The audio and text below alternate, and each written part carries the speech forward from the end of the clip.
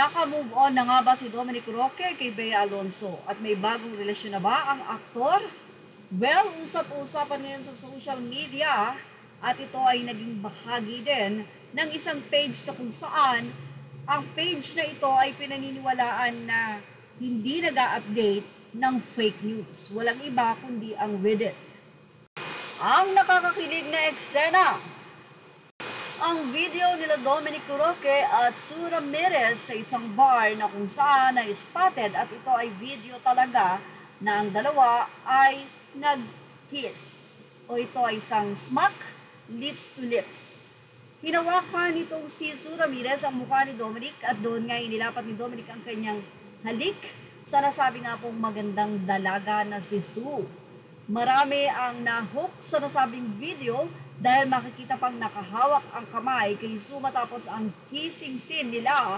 Tumayo si Sue Ramirez at hawak-hawak ni Dominic ang kamay nito.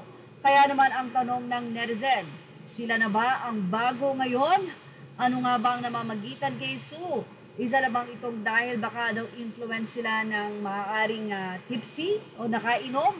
Dahil ito ay napatunayan na magkasama nga ang dalawa sa isang isla, kung saan ito rin ay posted nila sa kanilang social media. I-update din ito ng PEP kung saan ilang mga netizen ang nagsabi na magandang komento sa dalawang ito. Say nila, hiwalay na si Mayor Javier Benitez sa Sue. So single silang dalawa, walang masama.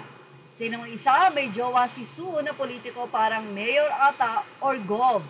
Ang isa ay sinabing let Dominic find happiness with a new woman. He deserves to be happy too.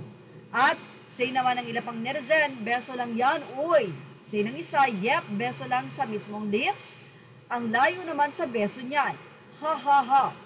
Anyway, ilang mga netizen naman ang nagsabi na baka naman naglalaro ito, truth or dare, at natalo si Sue, dare, at iyon nga ang naging pahayag.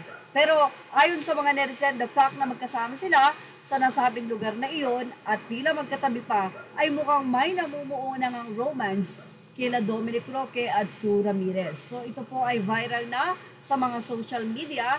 In-update din ito ng kami.net.ph kung saan ilang mga netizen ang nagsasabi at naniniwalang mahal pa rin Dominic si Bea Alonzo. Ang say naman ng isa, nakakaawa naman daw si Senyora. Actually, sabi nga ni Senyora, gusto muna niyang mapag-isa.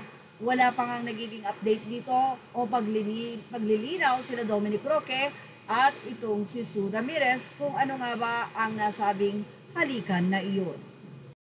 Sa palagay nyo, ano kaya ito? Yan ang ating showbiz top update. Thank you for watching. Please like, share, and subscribe. Images are all credit to the rightful owners.